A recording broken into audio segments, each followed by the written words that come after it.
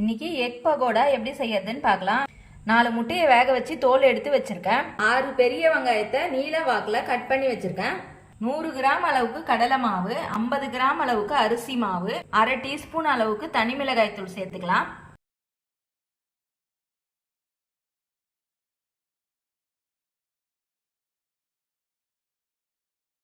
இந்த மாதிரி நல்லா உதிர்த்து விட்டுக்குங்க. தேவையான அளவுக்கு சால்ட் சேர்த்துக்கிறேன்.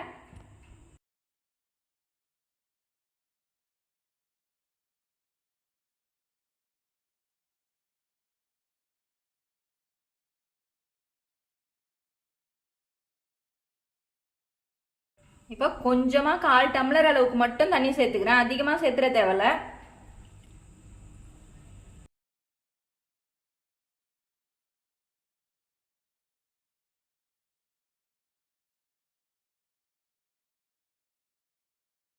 இந்த அளவுக்கு அதிகமா தண்ணி சேர்க்காம உதிரி பதமாவே கலந்து வச்சுக்கோங்க.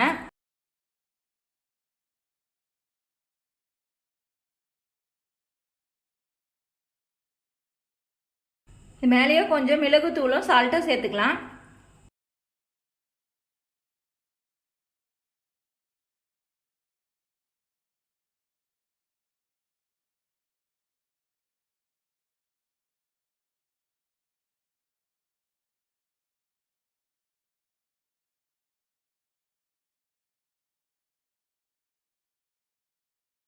இப்போ எண்ணெய் மிதமான சூட்டில் வச்சுருக்கேன், இதில் சேர்த்துக்கலாம்.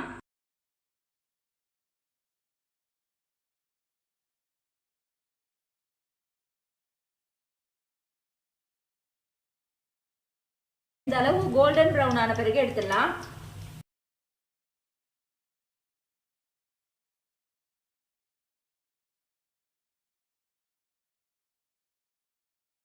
டேஸ்டியான இந்த எக் பகோடாவை நீங்களும் வீட்டில் செஞ்சு பாருங்கள். செஞ்சு பார்த்துட்டு எப்படி இருந்துச்சுன்னு சொல்லுங்கள். இதுக்கு லைக் பண்ணுங்கள், ஷேர் பண்ணுங்கள், கமெண்ட் பண்ணுங்கள், சப்ஸ்கிரைப் பண்ணுங்கள்.